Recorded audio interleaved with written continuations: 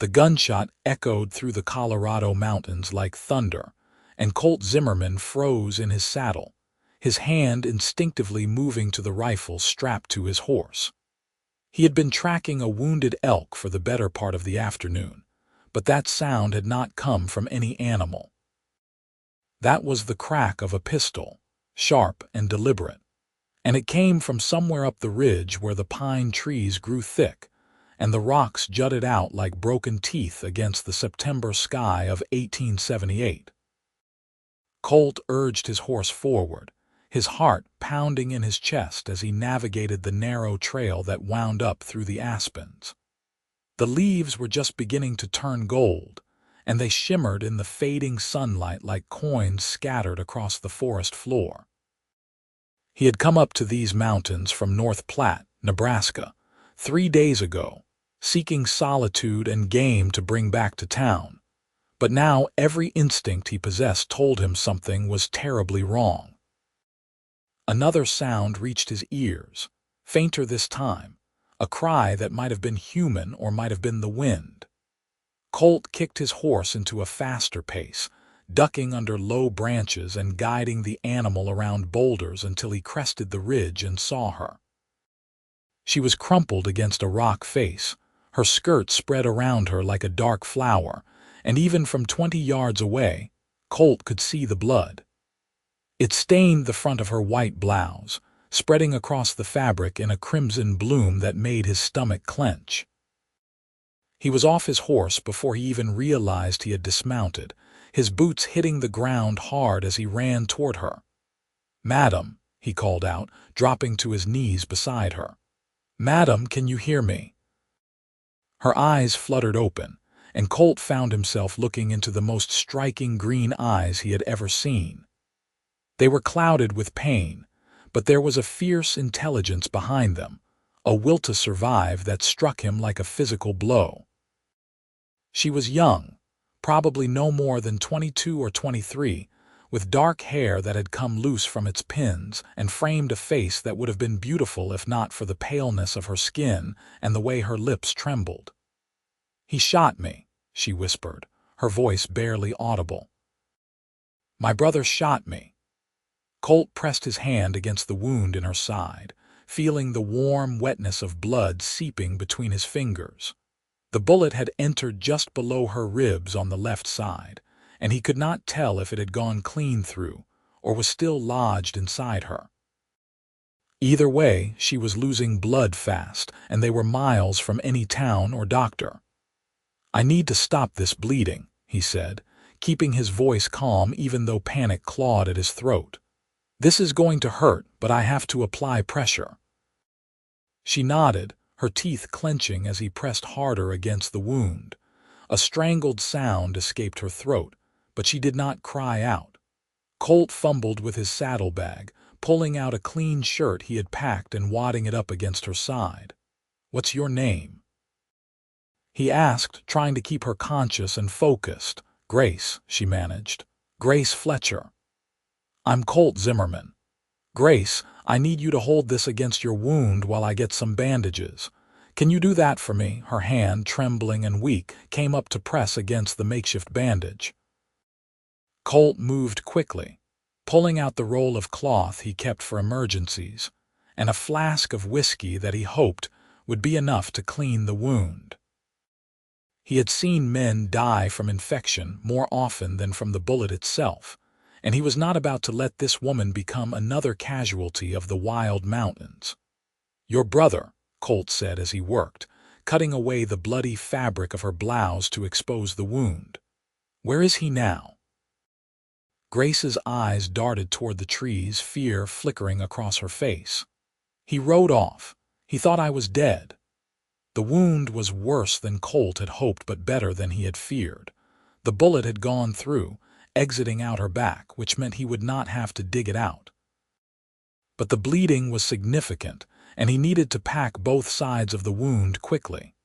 He poured whiskey over the entry and exit holes, and Grace arched off the ground with a sharp cry that tore at his heart. "I'm sorry," he said, his voice rough with emotion. "I'm so sorry, but I have to clean it." She was panting now, her face gray with pain, but she nodded again. Colt worked as fast as he dared, packing the wounds with clean cloth and wrapping bandages tightly around her torso. His hands were steady despite the fear coursing through him, years of frontier life having taught him to remain calm in crisis. "Why did he shoot you?" Colt asked, needing to understand what kind of man would do this to his own sister. Grace's eyes filled with tears, and for a moment Colt thought she would not answer. Then the words came tumbling out, bitter and broken. "He wanted our father's land. Pa died 3 months ago and left the ranch to both of us, but Gerald wanted it all. He said I should marry the man he chose for me, some rancher twice my age who would buy out my share. When I refused, he brought me up here and told me we needed to talk. I should have known. I should have seen it coming." Rage burned hot in Colt's chest, but he pushed it down. There would be time for anger later. Right now, Grace needed him to be clear-headed and focused. He finished tying off the bandages and sat back on his heels, assessing his work. The bleeding had slowed but not stopped entirely, and her face was so pale it scared him. "Can you ride?" he asked. Grace tried to push herself up and immediately fell back with a gasp of pain. "I don't think so." Colt looked at the sky. The sun was already dipping toward the horizon, and darkness came fast in the mountains. They could not stay here, exposed on the ridge where anyone could find them, but moving Grace risked opening her wounds further. He made a decision. "There's an old trapper's cabin about 2 miles west of here. I passed it on my way up. If I can get you there, we will have shelter for the night and I can tend to you properly. But you have to stay conscious, Grace. You have to fight. Can you do that?" Her green eyes met his, and despite the pain, despite the betrayal she had suffered, there was steel in her gaze. "I can fight." Colt lifted her as gently as he could, cradling her against his chest as he carried her to his horse. She was lighter than he expected, her body fragile in his arms, and he felt a fierce protectiveness surge through him. This woman, this stranger, had become his responsibility, and he would die before he let her bleed out on this mountain. Getting Grace onto the horse was a challenge, but between her determination and his strength, they managed it. Colt mounted behind her, one arm wrapped around her waist to hold her upright while the other guided the reins.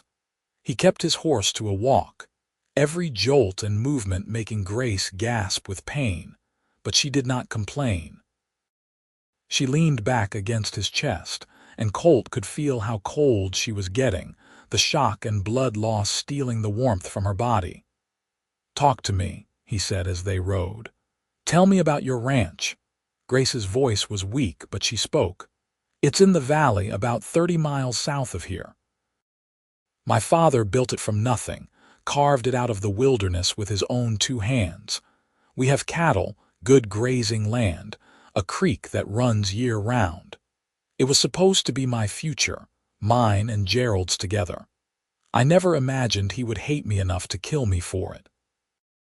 "He will answer for what he did," Colt promised, and he meant it with every fiber of his being. The ride to the cabin felt like it took hours, though it could not have been more than 45 minutes. Grace drifted in and out of consciousness, her head lolling against Colt's shoulder, and each time she went quiet, he felt panic seize him. He would call her name, jostle her gently, do anything to bring her back, and each time those green eyes would flutter open and she would nod to show she was still with him. The cabin appeared through the trees like a gift from God. It was small and weathered, the logs gray with age, but the roof looked intact and the door still hung on its hinges. Colt dismounted and lifted Grace down, carrying her inside and laying her on the narrow cot that stood against one wall. There was a fireplace, a table, and not much else, but it would do. He worked quickly, building a fire to chase away the cold and boiling water from his canteen. The bandages needed to be changed, and he needed to check the wounds again to make sure the bleeding had stopped. Grace watched him with half-lidded eyes, too weak to do more than breathe, and Colt felt his heart constrict every time he looked at her pale face. "You are going to be all right," he told her as he unwrapped the blood-soaked bandages. "I promise you, Grace, you are going to survive this." The wounds looked better than he had dared hope. The bleeding had slowed to a seep, and while the flesh was angry and red, there were no signs of the immediate infection he had feared. He cleaned them again with whiskey, applied a poultice he made from herbs in his pack, and wrapped fresh bandages around her torso. Grace bore it all with gritted teeth, her hands fisting in the rough blanket beneath her. "You are the bravest woman I have ever met," Colt said softly, and he meant it. Grace's lips curved in the faintest shadow of a smile. "I don't feel brave. I feel like I am dying." "You are not dying. I will not let you." He sat beside the cot, feeding the fire and keeping watch through the night. Every few hours, he woke Grace to make her drink water to check her wounds, to ensure she was still breathing. She developed a fever as the night wore on, her skin burning hot under his touch, and Colt bathed her face and neck with cool water, murmuring reassurances even when he was not sure she could hear him. Dawn came slowly, painting the sky outside the cabin window in shades of pink and gold. Grace's fever had broken sometime in the early hours, and she slept peacefully now, her breathing deep and even. Colt allowed himself to close his eyes for just a moment, exhaustion crashing over him like a wave. When he woke, it was to find Grace watching him. The color had returned to her cheeks, just a hint of pink, and her eyes were clearer than they had been the night before. "You stayed," she said, her voice hoarse. "Of course I stayed. Did you think I would leave you? I don't know. We are strangers. You had no obligation to me." Colt reached out and took her hand, his calloused fingers gentle around hers. "You were hurt and alone. That's all the obligation I needed." Something shifted in Grace's expression, a softening that made her look even more beautiful. "Thank you, Colt. You saved my life." "You saved your own life by being strong enough to hold on. I just helped a little." They stayed in the cabin for 3 more days while Grace recovered enough strength to travel. Colt hunted small game and made broth to build up her strength, changed her bandages twice a day, and sat with her through the nights when the pain kept her from sleeping. They talked during those long hours, sharing stories of their lives. Colt told her about growing up on a small farm in Missouri, about how his parents had died of fever when he was 17, leaving him alone in the world. He had drifted west, working as a ranch hand, a scout, and eventually settling in North Platte where he had built a small horse trading business. He was 25 now, and until 3 days ago, he had thought he knew what his life would be. Grace told him about her childhood on the ranch, about a mother who had died bringing her into the world and a father who had loved her fiercely, despite the grief she represented.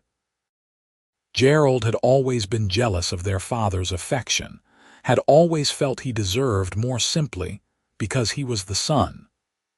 When their father had split the ranch equally between them in his will, it had been the final insult Gerald could not bear. "I should have seen the signs," Grace said on the 3rd night, tears sliding down her cheeks. "He had been acting strange for weeks, angry and withdrawn, but he was my brother. I never imagined he would actually try to kill me." Colt wiped her tears away with his thumb, his touch infinitely gentle. "You loved him. That's not a weakness, Grace. That's what makes you human. It almost got me killed, but it did not. You are here and you are alive and you are going to reclaim what is yours." Grace looked at him with something like wonder in her eyes. "Why do you care so much?" "You did not even know me before this." Colt had been asking himself the same question, and the answer had become clearer with each passing hour. Because when I look at you, I see someone worth fighting for, someone worth protecting. And because I think maybe I was meant to be on that mountain at exactly that moment, to hear that shot, to find you before it was too late." The words hung in the air between them, heavy with meaning. Grace reached up and touched his face, her fingers tracing the line of his jaw, and Colt felt something inside him click into place, like a key turning in a lock. "I think maybe you were too," she whispered. On the fourth day, Colt deemed Grace strong enough to travel. The wounds were healing cleanly, and while she was still weak, staying in the cabin any longer risked running out of supplies. They needed to get back to civilization, to a proper doctor who could ensure Grace would make a full recovery. More than that, they needed to deal with Gerald. Colt fashioned a travois behind his horse, padding it with blankets and pine boughs to make it as comfortable as possible for Grace to lie on. She protested, saying she could ride, but one look at her pale face convinced Colt that she needed to rest as much as possible during the journey. The trip down from the mountains took 2 full days, and they camped one night in a sheltered canyon where Colt shot a rabbit and made a stew that brought more color back to Grace's cheeks. She insisted on sitting up to eat, and Colt sat beside her, their shoulders touching as they shared the meal from the single pot he carried. "What will you do when we get to your ranch?" Colt asked. Grace stared into the fire, her expression hardening with determination. "I will confront Gerald. I will tell the sheriff what he did, and I will take back what is mine. He tried to kill you once. What makes you think he will not try again? Because this time I will be ready. This time I will not trust him." Grace turned to look at Colt, and there was a fierceness in her eyes that made his heart race. "And because this time I will not be alone." The implication in her words was clear, and Colt felt a surge of emotion so strong it nearly overwhelmed him. In the space of 4 days, this woman had become more important to him than anyone else in his life. The thought of leaving her, of riding back to North Platte and never seeing her again, was physically painful. "I will stand with you," he said simply, "for as long as you need me." Grace leaned her head against his shoulder, and Colt wrapped his arm around her, holding her close as the fire burned low and the stars wheeled overhead. Neither of them spoke of the feelings growing between them, but they did not need to. It was there in every touch, every glance, every moment of shared silence. They reached Grace's ranch on the afternoon of the second day, and Colt felt his jaw tighten as he took in the sight. It was a good spread, just as she had described, with a sturdy ranch house, a barn, corrals, and pastures dotted with cattle. But there was something wrong with the picture. Black smoke rose from behind the barn, and as they drew closer, Colt could see men moving around the property with an air of ownership that set his teeth on edge. Grace saw it too. She sat up on the travois, despite the pain it caused her, her face draining of color. "That's Gerald's horse at the hitching post, and those men, I recognize them. They are hands from the Garrett Ranch. The man Gerald wanted you to marry." "Yes, Martin Garrett. He is 50 years old and has buried 2 wives already. Gerald must have sold him my share of the ranch, or promised it to him once I was out of the way." Rage, cold and focused, settled over Colt. He helped Grace down from the travois, supporting her weight as they walked toward the house. A man emerged from the front door, tall and broad-shouldered with sandy hair and a face that might have been handsome if not for the cruel set of his mouth. He stopped short when he saw Grace, his face going white as if he had seen a ghost. "Grace," Gerald Fletcher breathed, "you are alive." "No thanks to you, brother." Grace's voice was steady despite the way she swayed on her feet. "Did you really think you could murder me and take everything Pa built? Did you think no one would find out?" Gerald's shock quickly morphed into something uglier. His hand moved toward the gun at his hip, but Colt was faster. He drew his Colt revolver, the weapon that had given him his name, and leveled it at Gerald's chest.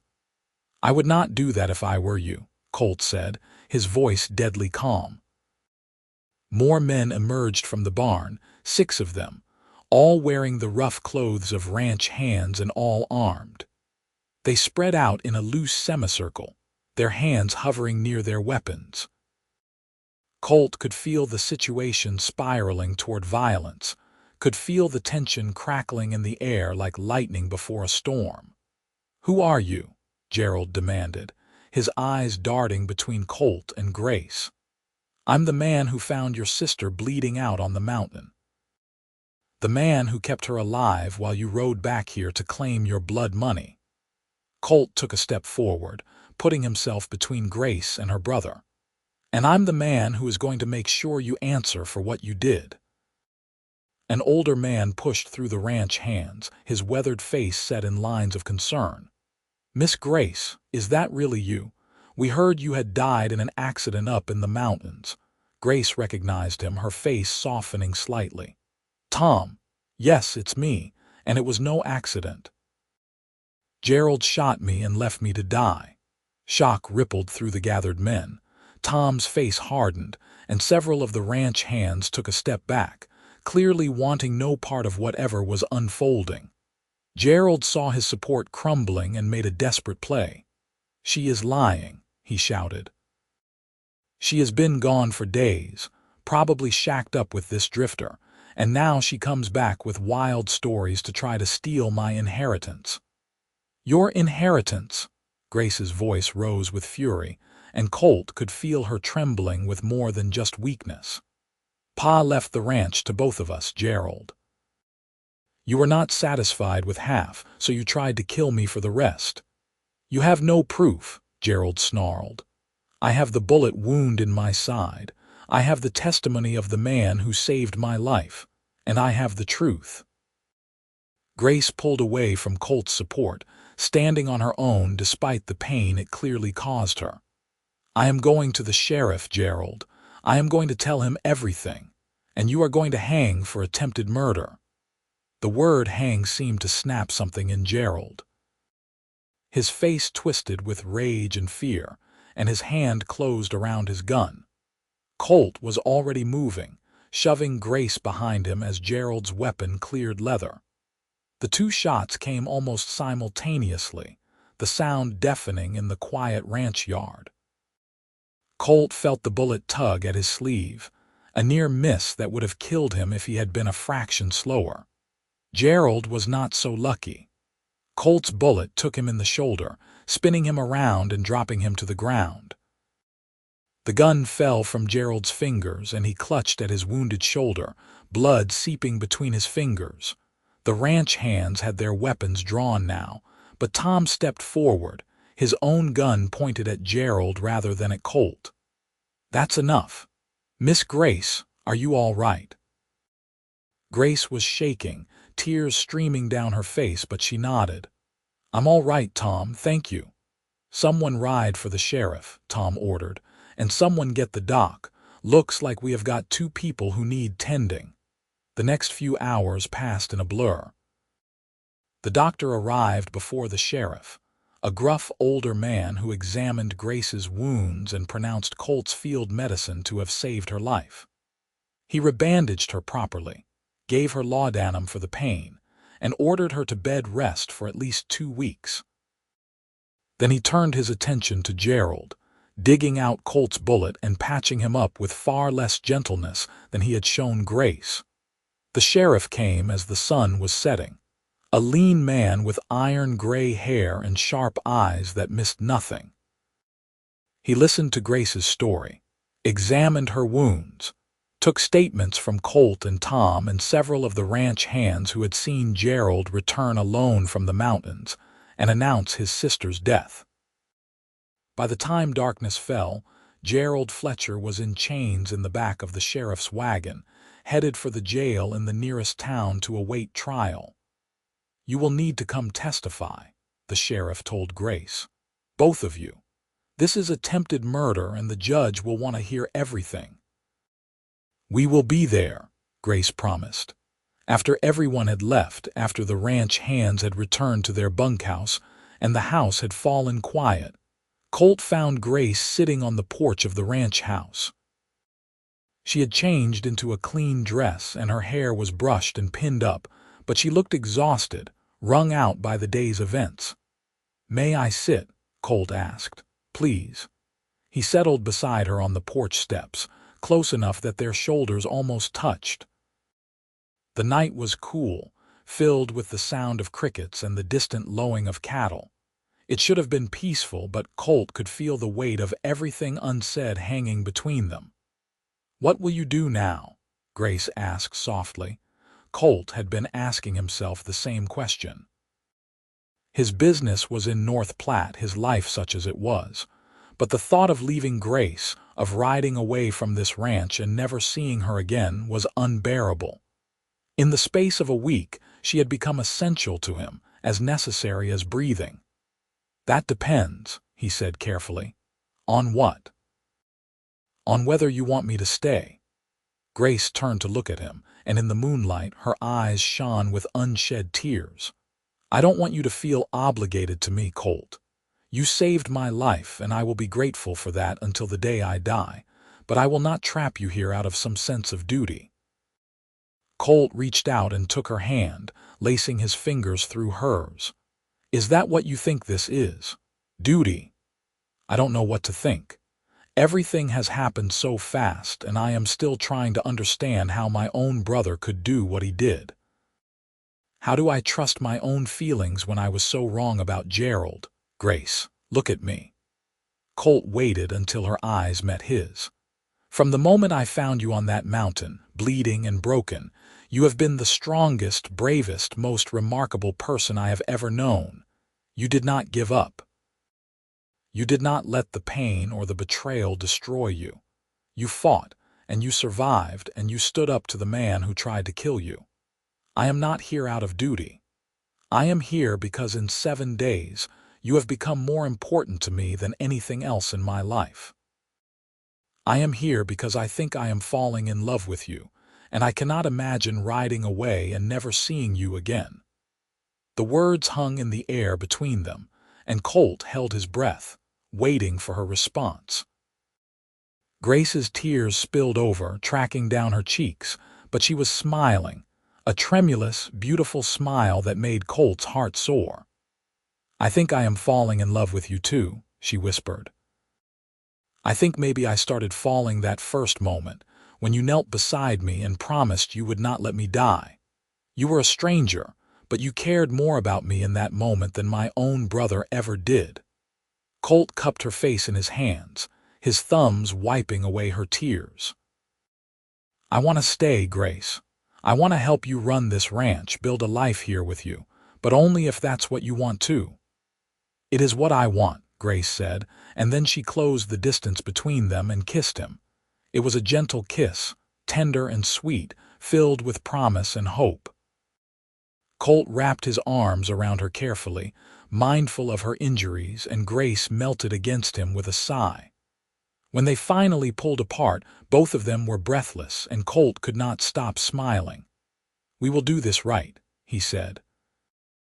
"I will court you properly, give you time to heal and to grieve what you have lost. And when you are ready, when you are sure this is what you want, I will marry you, Grace Fletcher. I will stand beside you and love you for the rest of my life." "I am sure now," Grace said, but she was smiling too. "But I will let you court me anyway, Colt Zimmerman. I want to know everything about you. I want to build this life with you one day at a time." The trial happened 6 weeks later in the town of Sterling, 40 miles from Grace's ranch. Colt and Grace rode there together. Her wounds healed enough now that she could sit a horse, though Colt insisted on keeping the pace slow and stopping frequently to rest. The town was abuzz with talk of the case. Attempted fratricide was rare enough to draw attention, and the courtroom was packed when the judge called the proceedings to order. Grace testified first, her voice steady as she recounted everything that had happened on the mountain.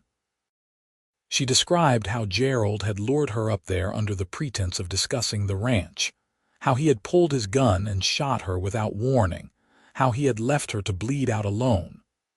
Colt testified next, describing the moment he had heard the gunshot, finding Grace, and the week that followed. The doctor testified about her wounds, the sheriff about Gerald's behavior when he returned to the ranch alone. Gerald's lawyer tried to paint Grace as a scorned woman seeking revenge, but the evidence was overwhelming.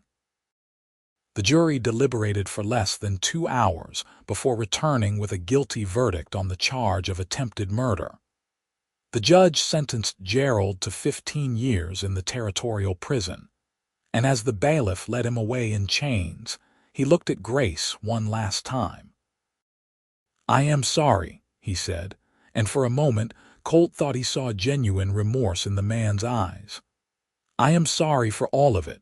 Grace said nothing, but Colt saw her shoulders shake with silent sobs. He put his arm around her and led her out of the courtroom, away from the gawking crowd and the whispers. They stood in the cool autumn air, and Grace buried her face against Colt's chest and wept. "I wanted him to pay for what he did," she said between sobs, "but he was still my brother. Part of me still loves him, and I hate myself for that."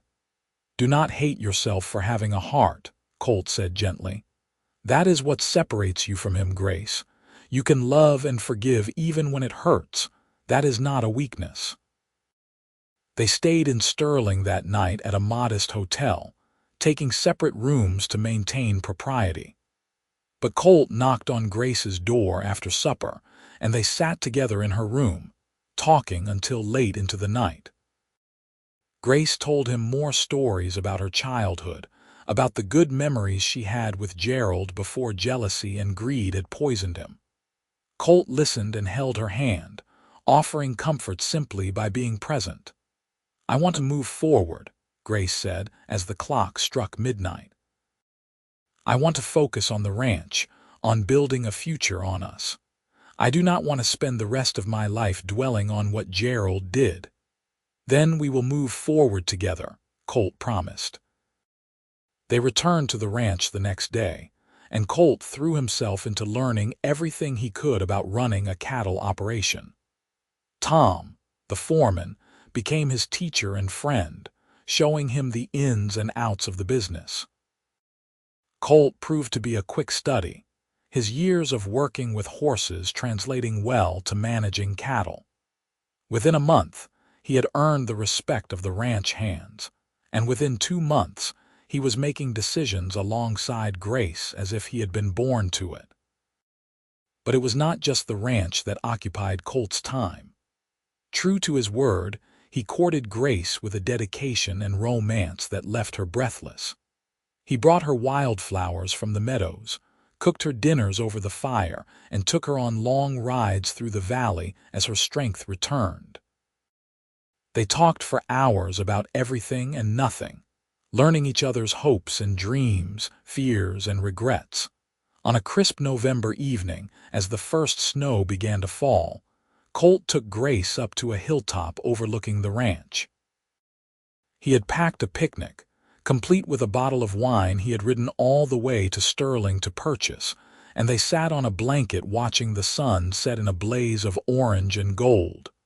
"Grace," Colt said, taking her hand, "these past 3 months have been the happiest of my life. Every morning I wake up grateful that I was on that mountain, that I heard that gunshot, that I found you in time. I know I promised to give you time to let you heal, but I cannot wait any longer to ask you this." He reached into his pocket and pulled out a ring. It was simple, a silver band with a small sapphire, but Grace gasped when she saw it as if he had offered her the crown jewels. "Will you marry me, Grace Fletcher? Will you let me spend the rest of my life loving you, building a future with you, growing old beside you?" Tears streamed down Grace's face, but she was smiling so wide it looked like her face might split. "Yes," she said. "Yes, Colt, I will marry you. I love you so much it scares me sometimes. You are everything I never knew I needed." Colt slipped the ring onto her finger and then pulled her into his arms, kissing her with all the passion and love he felt. The snow fell around them, dusting their hair and shoulders with white, but neither of them noticed. They were lost in each other, in the promise of forever. They were married in the spring of 1879, in a small ceremony at the ranch with the few friends they had made, and the ranch hands serving as witnesses. Grace wore a simple white dress she had sewn herself, and Colt wore his best suit, his hair slicked back and his boots polished to a shine. The circuit preacher performed the ceremony in front of the ranch house, and when he pronounced them man and wife, Colt kissed his bride to the sound of cheering and applause. The years that followed were not always easy. Ranching was hard work, subject to the whims of weather and market prices. There were droughts and hard winters, sick cattle and broken fences, and 100 other challenges that tested their resolve.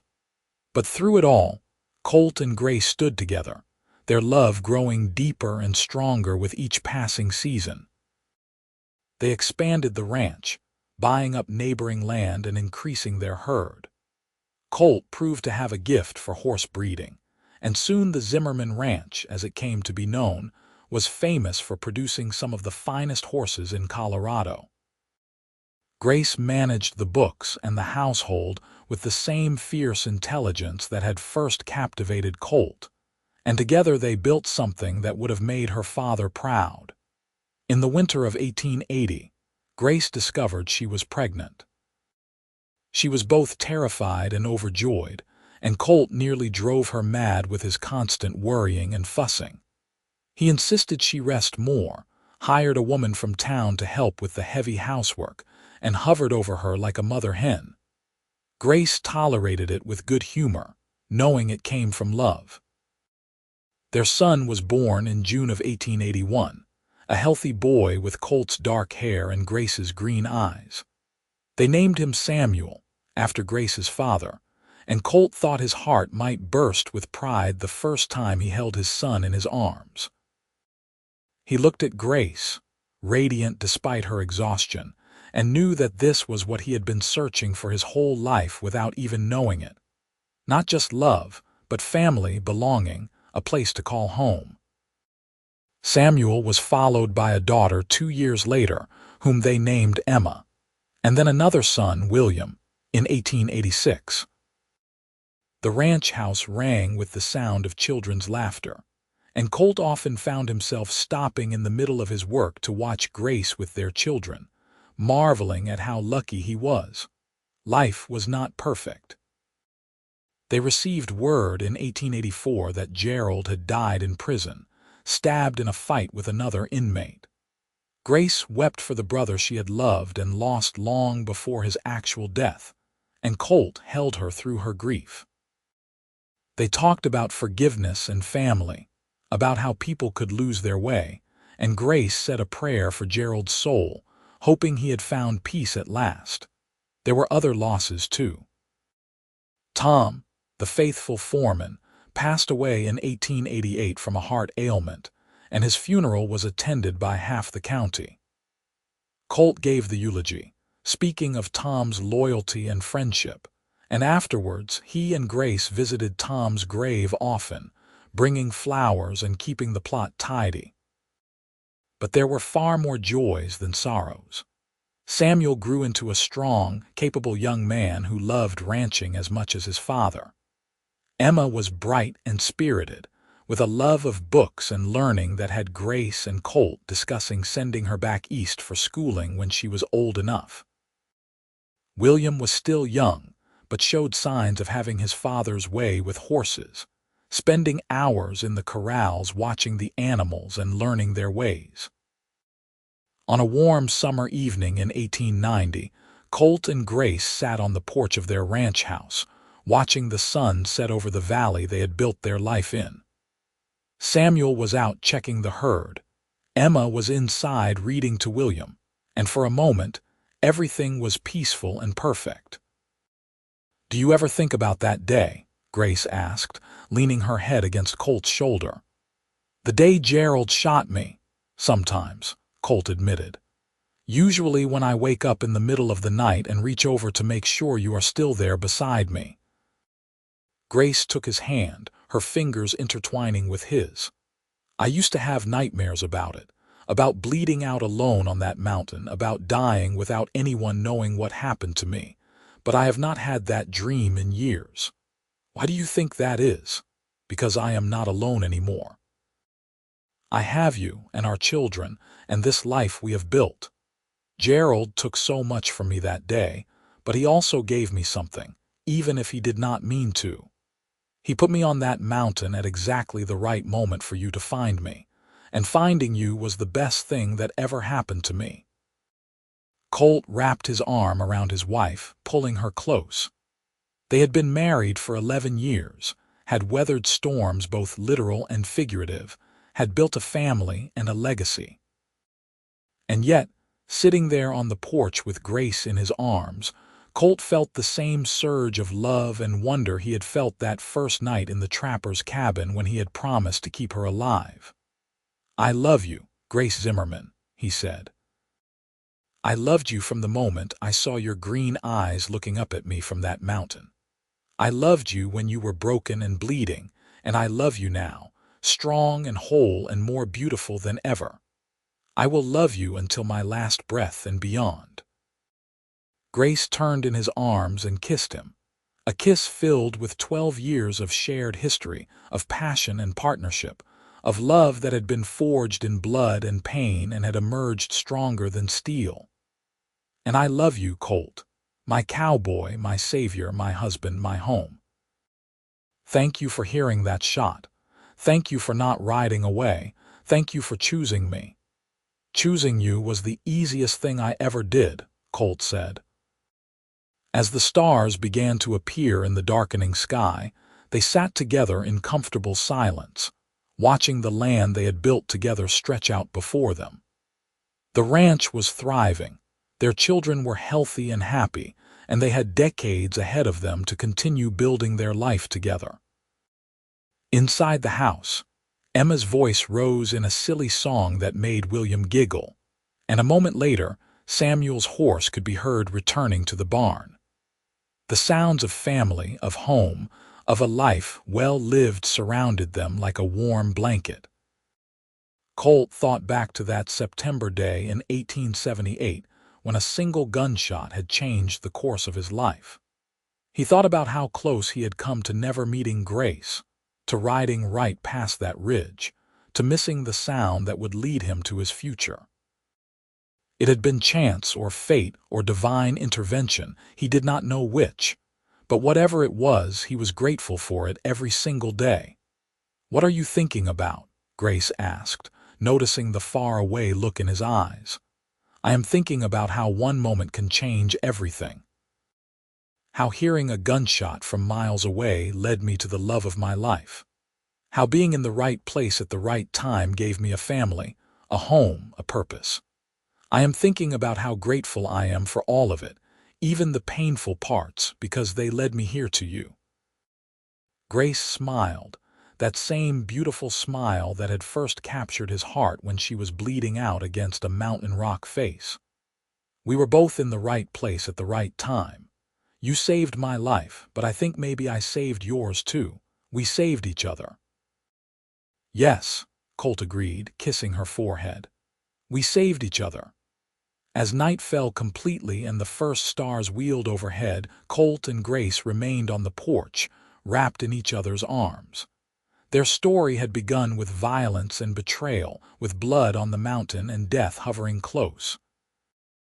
But it had transformed into something beautiful, a testament to the power of love and resilience, of two people choosing each other against all odds. The ranch would continue to prosper in the years to come. Samuel would take over its management when Colt and Grace grew older, running it with the same dedication his parents had shown. Emma would indeed go east for schooling, but she would return to Colorado with a law degree, becoming one of the first female lawyers in the territory, and making her mother fiercely proud. William would breed horses that would be sought after across 3 territories, continuing his father's legacy. And Colt and Grace would grow old together, their love never diminishing even as their hair turned gray and their bodies slowed. They would sit on that same porch 50 years later, holding hands and watching their grandchildren play in the yard, and they would still marvel at how a single moment, a single gunshot heard across a mountain valley, had brought them together. But that was all in the future. Tonight, in the summer of 1890, they were simply a couple deeply in love, grateful for each other and for the life they had built. Tomorrow there would be work to do, cattle to tend, children to raise, a ranch to run. But tonight was theirs alone, a moment of peace and contentment in a life filled with both. "Come on," Grace said, standing and pulling Colt to his feet. "Let's go inside. The children will be wanting their bedtime stories, and I want to tuck them in together tonight." Colt followed his wife into their home, into the warmth and laughter and love that filled every corner. He closed the door behind them, shutting out the darkness and the cold, and stepped into the light. This was his life now, his purpose, his joy. This woman who had survived a brother's betrayal and a bullet in the mountains. These children who carried their legacy forward. This ranch that represented everything they had built together. This love that had been born in blood and pain, but had grown into something beautiful and lasting. Colt Zimmerman had been a drifter once, a man without roots or real purpose. But on a September day in 1878, he had heard a gunshot and made a choice to investigate. That choice had led him to Grace, and Grace had led him to everything else. Home, family, love, belonging. All the things he had been searching for without even knowing it. As he climbed the stairs with Grace's hand in his, listening to their children's excited chatter about the stories they wanted to hear, Colt sent up a silent prayer of thanks. For that gunshot. For being in the right place. For the courage Grace had shown in holding on. For every moment, painful and joyful alike, that had led them to this life together. They entered Samuel's room first, where all 3 children had congregated. Emma and William already in their nightclothes and bouncing on their big brother's bed. Samuel rolled his eyes but smiled indulgently at his younger siblings, and Colt felt his heart swell with pride at the young man his son was becoming. "All right, settle down," Grace said, her voice warm with affection. "What story shall it be tonight?" "Tell us how you and Pa met," Emma demanded, as she often did. "Tell us about the mountains and the cabin and how Pa saved you." Grace glanced at Colt, and he saw the love shining in her eyes. They had told this story many times, but it never got old. It was their story, the foundation of their family, and their children never tired of hearing it. "Well," Grace began, settling on the edge of Samuel's bed with William curled in her lap and Emma pressed against her side. "It was September of 1878, and I was up in the mountains, alone and scared. I had been shot, left to die by someone I had trusted. I thought that was the end, that I would bleed out on that cold mountain and no one would ever know what happened to me. But then Pa heard the shot," Samuel interjected, even though he knew the story by heart. "But then your Pa heard the shot," Grace agreed, smiling at Colt, who had taken a seat in the chair by the window. "He was miles away tracking an elk, but he heard that gunshot and he made a choice. He could have ridden away, told himself it was not his concern, but he did not. He came looking and he found me." "And he saved you," William said, his voice drowsy with approaching sleep. "He saved me," Grace confirmed. "He stopped the bleeding, carried me to safety, sat with me through the night, and never once thought about leaving me behind. He was a stranger, but he cared for me as if I was the most important person in the world." "Because you were," Colt said softly. "From the moment I saw you, you were. "And then you fell in love," Emma said, sighing dramatically in the way only a 7-year-old girl could. "And you got married and had us and lived happily ever after." "Yes," Colt said, standing and moving to stand beside Grace, his hand resting on her shoulder. "We fell in love and we got married, and we had you 3 wonderful children.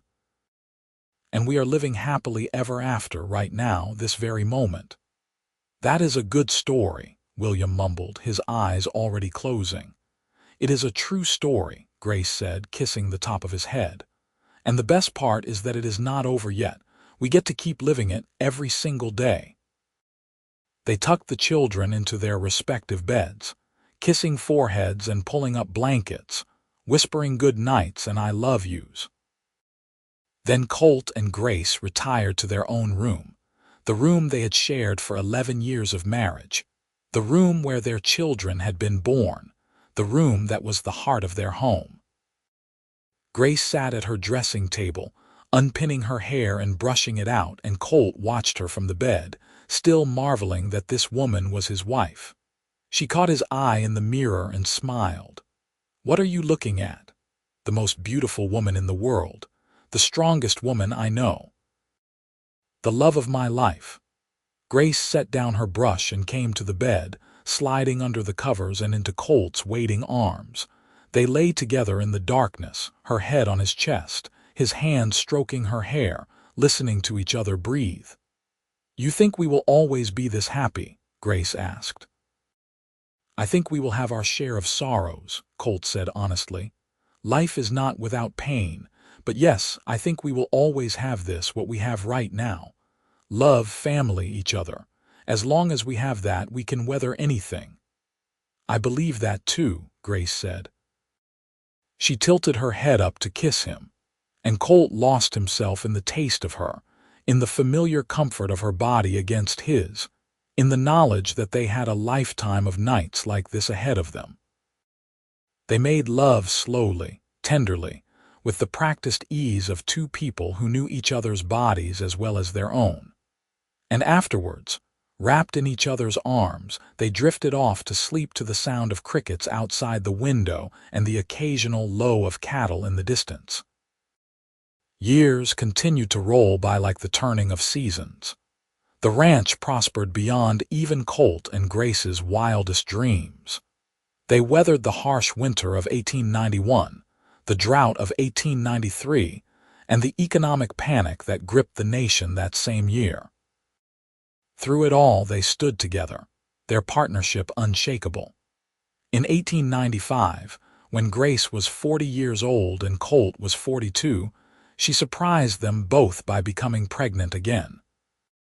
The pregnancy was harder than the previous 3 had been, and Colt worried constantly, but Grace bore it with her characteristic strength and determination. Their 4th child, a daughter they named Rose, was born in the spring of 1896, and she completed their family in a way none of them had expected but all of them cherished. Samuel married in 1898, bringing home a strong, capable young woman named Catherine who fit seamlessly into the family. They built a house on the eastern edge of the ranch property, and soon the sound of more grandchildren filled the valley. Emma passed her law examinations in 1900, and Colt and Grace traveled to Denver for her graduation, bursting with pride as their daughter received her degree. William, true to his early promise, became one of the finest horse breeders in Colorado, and by 1905, people came from as far away as California to purchase his animals. He married late, at 30, to a quiet school teacher named Margaret who shared his love of horses and riding, and they built a life of quiet contentment that reminded Colt very much of his own relationship with Grace. As for Rose, the baby of the family, she grew into a spirited young woman with her mother's green eyes and her father's determination. She had been born when Grace thought her child-bearing years were behind her, and she was treasured all the more for it. In 1910, Colt and Grace celebrated their 31st wedding anniversary. They were both in their late 50s now, their hair more silver than dark, their hands weathered from decades of hard work. But when they looked at each other, they still saw the young man and woman who had fallen in love in a mountain cabin, who had promised to build a life together against all odds. They threw a party at the ranch, inviting everyone from miles around. Their children and grandchildren filled the house and yard, and the celebration lasted well into the night. As the sun set and the stars came out, Colt and Grace slipped away from the crowd, walking hand in hand up to the hilltop where Colt had proposed all those years ago. 31 years, Grace said, looking out over the ranch that sprawled beneath them. Sometimes it feels like a lifetime, and sometimes it feels like yesterday that I opened my eyes on that mountain and saw you kneeling beside me. Best day of my life, Colt said. Well, one of them. There have been a lot of best days since then.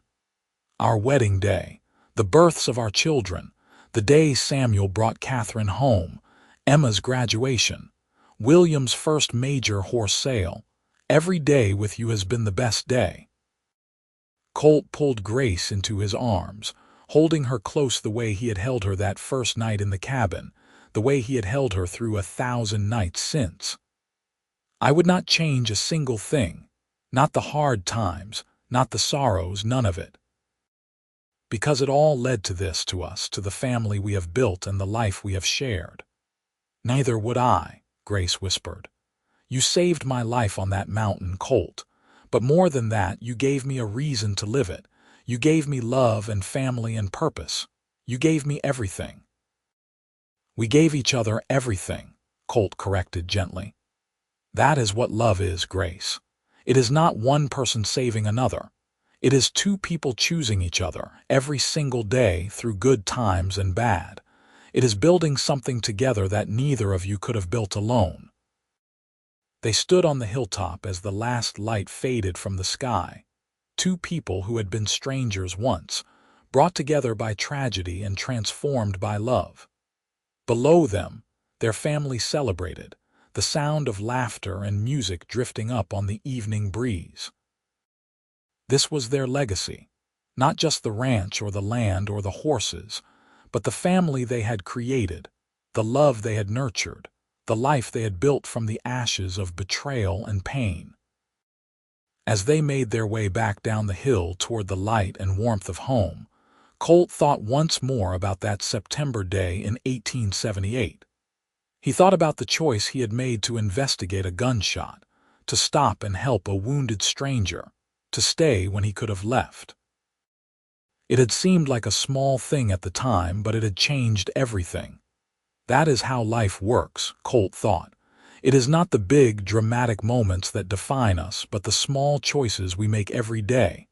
The choice to be kind, the choice to care, the choice to love even when it is hard, especially when it is hard. He had chosen Grace and she had chosen him, and together they had built a life worth living. That was all any person could hope for, really. To love and be loved in return. To build something lasting. To leave the world a little better than you found it. As they rejoined their family, surrounded by children and grandchildren, by friends and neighbors who had become like family, Colt Zimmerman knew with absolute certainty that he was the luckiest man alive. He had found his purpose on a mountain in Colorado in 1878, and he had spent every day since then living up to the promise he had made to the dying woman he had found there. He had kept her alive, and she had done the same for him, in ways that went far beyond the physical. She had given him a reason to wake up every morning with joy, a reason to work hard and dream big, a reason to believe in the goodness of the world even when it showed its ugliest face. That night, after all the guests had gone home and the house was quiet once more, Colt and Grace lay in their bed, holding hands in the darkness like they had done for 3 decades. "Happy anniversary, my love," Grace whispered. "Happy anniversary, my darling," Colt whispered back. "Here is to 31 more years. And beyond," Grace added. Into whatever comes next. Into whatever comes next, Colt agreed. They fell asleep like that, hands clasped, hearts beating in time, two souls so intertwined that it was impossible to tell where one ended and the other began. They had started as strangers on a mountain, had been forged into partners by adversity, and had become soulmates through the simple act of choosing each other, day after day, year after year. Their story had begun with a gunshot and blood on the rocks, but it had transformed into something beautiful. It had become a love story for the ages, a testament to the power of resilience and hope, of two people who refused to let tragedy define them, and instead chose to build something magnificent from the ruins. And as the moon rose over the Colorado Valley, casting silver light over the ranch they had built together, over the family they had created, over the legacy they would leave behind, Colt and Grace slept peacefully in each other's arms, secure in the knowledge that they had found in each other exactly what they had been searching for all along. Home, love, forever. The years rolled on, gentle and kind to the couple who had endured so much in their youth. They aged gracefully, their love only deepening with time. They saw their grandchildren grow and marry, welcomed great-grandchildren into the world, and watched as the ranch they had built became a landmark in Colorado ranching history. Colt passed away peacefully in his sleep in 1925, at the age of 72, with Grace holding his hand just as she had held it on their wedding night 46 years earlier. His last words were, "I love you," and Grace treasured them, keeping them close to her heart. She followed him 2 years later, surrounded by her children and grandchildren, her life full and complete. Her last thoughts were of that September day when a cowboy had knelt beside her on a mountain and promised he would not let her die, and of all the beautiful years that had followed. They were buried side by side on the hilltop where Colt had proposed, overlooking the ranch they had built together. Their graves bore simple headstones with their names and dates, but also a shared inscription that told their story in just a few words. Two souls, one love, forever together. And the ranch continued, passed down through generations, each one knowing the story of how it all began. The story of a woman shot by her brother in the mountains, and the cowboy who heard the shot and found her before she bled out. The story of how tragedy became triumph, how pain became purpose, how two strangers became everything to each other. It was a story worth remembering, worth telling, worth holding close. Because it was a reminder that even in our darkest moments, love can find us. Even when we are bleeding and broken, someone might hear our cry and come running. Even when betrayal has shattered our world, hope can piece it back together into something even more beautiful than before. That was the legacy of Colt and Grace Zimmerman. Not just a ranch or a family name, but a love story that transcended time, that reminded everyone who heard it that true love is worth fighting for, worth believing in, worth holding on to with everything you have. And so their story ends, not with tragedy on a mountain, but with love eternal, with a family flourishing, with a legacy that would endure long after they were gone. Two people who should have been nothing more than strangers passing in the night, but who instead became everything to each other, building a life and a love that would echo through the generations. That is how their story ends, with love triumphant, with happily ever after, with forever.